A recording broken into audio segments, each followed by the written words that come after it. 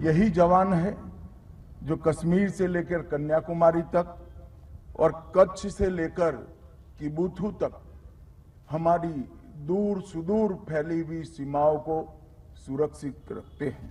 कि हमारी लड़ाई समाप्त नहीं हुई। ये सभी खतरे हमारे सामने चुनौती बनकर खड़े हैं।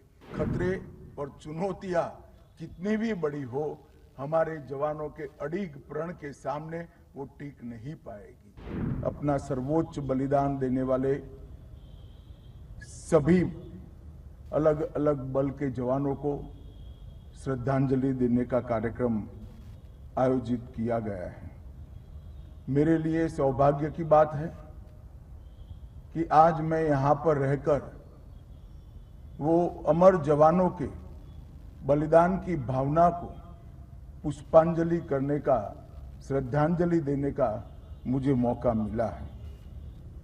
यही जवान है जो कश्मीर से लेकर कन्याकुमारी तक और कच्छ से लेकर किबुथु तक हमारी दूर सुदूर फैली हुई सीमाओं को सुरक्षित रखते हैं। यही जवान है जो दिन हो या रात, उत्सव हो या आपदा, तपती गर्मी हो, बारिश हो या शीतलहर, हम सभी की सुरक्षा के लिए अपनी ड्यूटी पर तैनात रहते हैं। -50 डिग्री टेम्परेचर से लेकर +50 डिग्री टेम्परेचर तक सीमाओं पर अड़िग रहकर देश की सीमाओं की सुरक्षा करते हैं। आज मैं राष्ट्रीय पुलिस स्मारक पर इन वीर सपूतों को नमन करता हूं और उन्होंने जो सर्वोच्च बलिदान दिया है, उनके परिजनों को भी श्रद्धापूर्वक प्रणाम कर मैं इनकी श्रद्धांजलि को जनता के सामने रखने का काम करता हूं। भाइयों बहनों, ये जो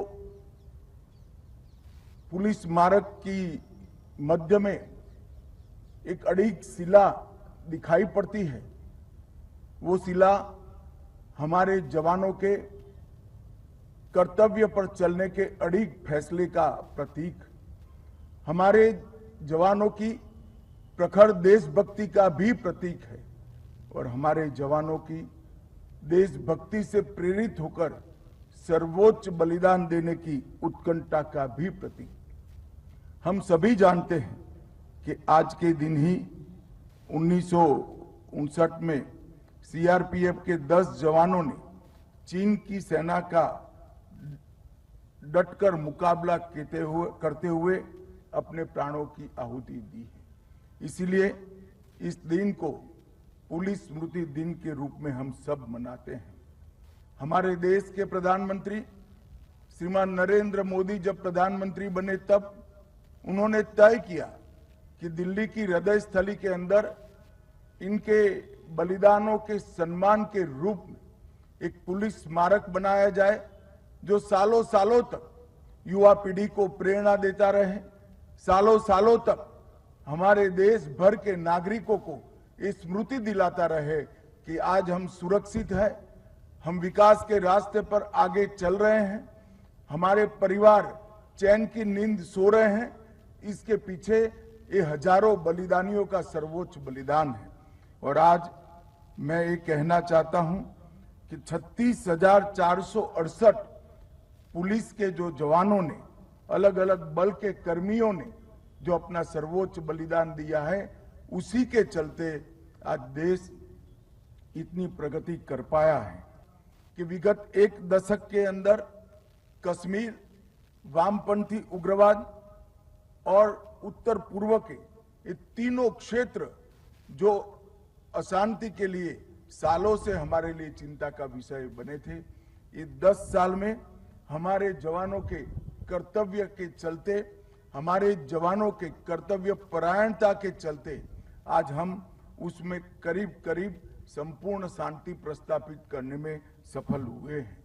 मगर आज मैं ये भी कहना चाहता हूं कि हमारी लड़ाई समाप्त नहीं हुई। ड्रोन की उभरती हुई चुनौती, नारकोटिक्स का कारोबार, साइबर अपराध, एआई का उपयोग कर अनेक प्रकार की अशांति फैलाने का प्रयोग, धार्मिक भावनाओं को उकसाने के षड्यंत्र, घुसपैठ, अवैध हथियार की तस्करी और आतंकवाद, ये सभी खतरे हमारे सामने चुनौती बनकर खड़े हैं।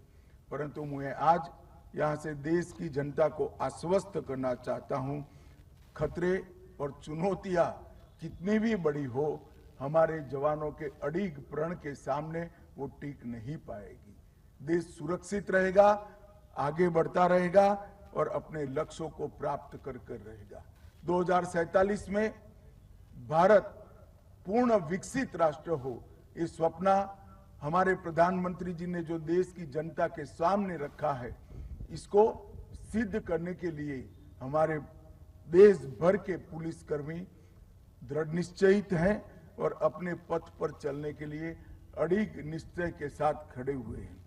आज देश का हर एक नागरिक अपनी चार दीवारी के अंदर चैन से सोता है, इसका मूल कारण हमारे जवानों की ये अडिगता है।